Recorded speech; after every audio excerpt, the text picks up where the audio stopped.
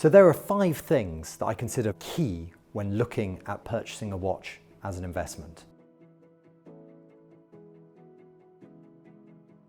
So number 1, it's all about the quality of the watch. So what am I talking about? The quality of a watch?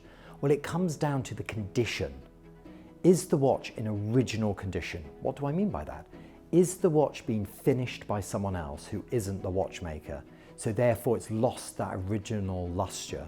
Has it got all the original parts? This conveys the quality of the watch.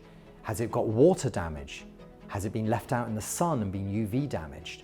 There's all these different things to look at. Now, some of them you need to be an expert, but actually a lot of them you get a feel. If you hold and feel the watch, you can tell whether it's knackered or whether it's in good condition.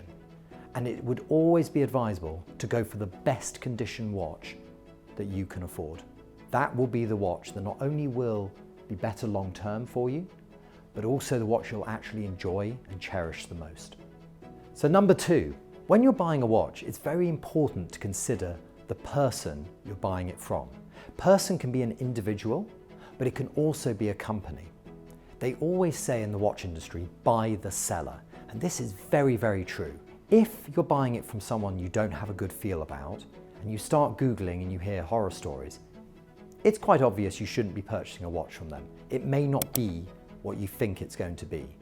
If someone though has a really stellar reputation, maybe they're charging 10% more, but I would certainly rather pay 10% more to someone who I know I'm going to either get the right watch, or more importantly, if something goes wrong, they're going to stand by that watch and not just disappear into the night.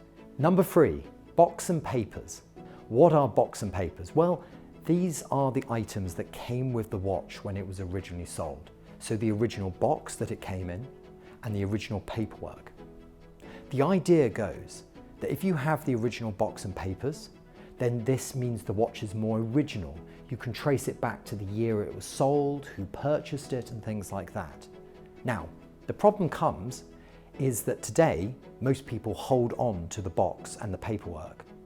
You go back 50, 60, 70 years, the box was something to transport the watch from the store to home before putting it on your wrist. So when you're buying older pieces, it's quite rare to find the original box and the original paperwork. Some box and paperwork can also be modified. Therefore, if a watch has the box and papers, you will be charged a premium for it. It's a nice to have, but it's not 100% necessary to get a good quality watch that you're going to enjoy.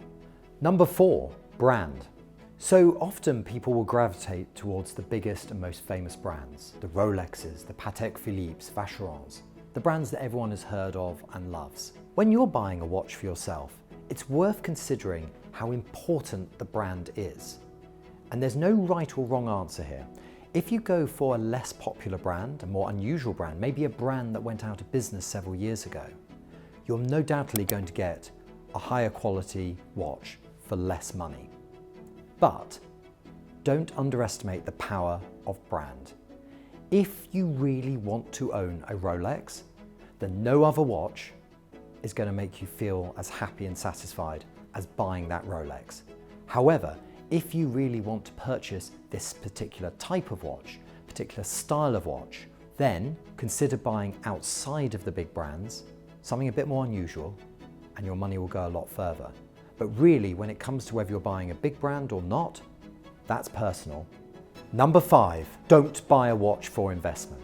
I know this is a video about buying watches for investment and what to look out for, but honestly, don't buy a watch purely for investment. Buy a watch because you want to own it, because you love it. That's what you're going to hear from lots of places. But we also have to be realistic. So you may want to buy a watch, but know that if times change, you need to sell it. So that's why the first 4 points are all key to consider, that you're getting something that is quality. Will the price go up? I don't know. Watches in the pre-owned market were on the rise right up until April 2022. Then the market dipped considerably. Has it leveled out? I don't know. But what I do know is if you follow those first 4 points, you will end up with a watch not only that you will enjoy, but if sadly you need to move the watch on, or maybe you're selling it to upgrade to something new, then you will have bought something decent that you will find easier to sell and move on to the next timepiece.